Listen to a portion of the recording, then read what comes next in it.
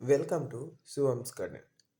যাদের গোলাপ গাছ 2 বছরের পুরনো বা যারা আগের বছর গাছ লাগিয়েছো, তারা এই সময় গাছগুলোকে রিপোর্টিং করতে পারো। অর্থাৎ যাদের গাছ ছোট ইঞ্চির পটে রয়েছে, অর্থাৎ 6 ইঞ্চি কিংবা 8 ইঞ্চি, তারা 10 ইঞ্চি অথবা 12 ইঞ্চির পটে সেই গাছগুলোকে রিপোর্টিং করতে পারো। তবে এক্ষেত্রে একটি ক্রাইটেরিয়া রয়েছে, যেহেতু এই সময় ব্যাসাল শুট বের হয়, তাই যে সমস্ত গাছগুলিতে ব্যাসাল বেরিয়েছে সেই গাছগুলিকে এখন রিপোর্টিং করা যাবে না। এই গাছটি আগের বছর লাগিয়েছিলাম, গাছটি রয়েছে 8 ইঞ্চির পটে।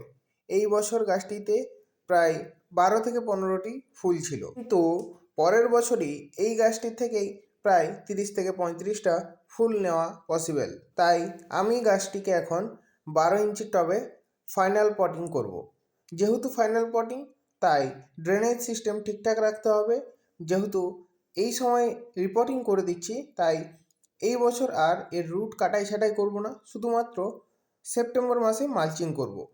মাটি আমি আগেই তৈরি করে রেখেছিলাম, কম্পোজিশন আমি স্ক্রিনে দিয়ে দিচ্ছি, অবশ্যই দেখে নিও। এবং মাটি হতে হবে ওয়েল ড্রেনেজ, তাই একটু বালির ভাগটা বেশি রেখো। যে বালিটি মেশাবে সে বালিটি হবে একটু মোটা দানার। এরপর 5 গ্রামের মতো মাইকোরাইজা মিশিয়ে নেব। এটি একটি বেনিফিশিয়াল ফাঙ্গাস, মাটিতে খুব তাড়াতাড়ি মিশে যায়, গাছের রুটকে ভালো রাখে।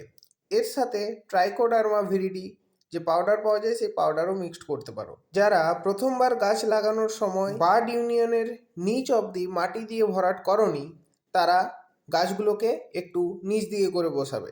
আর যারা বার্ড ইউনিয়নের নিচ অবধি মাটি আগেই দিয়ে দিয়েছো, তারা একটু উপর দিকে করে বসাবে। এবং গাছ তোলার সময় চেষ্টা করবে মাটিকে পুরোপুরি শুকিয়ে নেওয়ার, যাতে করে রুটের কোনো ক্ষতি হবে না, পুরোপুরি রুট বল সহ গাছটি উঠে আসবে। এবং যেহেতু আমার গাছটি একটু লম্বা আছে এবং গাছটিকে আমি ফাইনাল পটিং করছি, তাই আমি একটু গাছটিকে নিচের দিক করে বসাবো। আর যেহেতু গাছটিকে আমি ফাইনাল পটিং করছি, তাই পরবর্তীকালে যেহেতু আমি মালচিং করব, তাই এখন অবশ্যই গাছের ওপরের দিকের টবের কিছুটা অংশ খালি রাখতে হবে। গোলাপ গাছ রিপোর্টিং করার বেস্ট সময় এটি, অর্থাৎ ফেব্রুয়ারির মিডিল থেকে মার্চের মিডিল অবধি।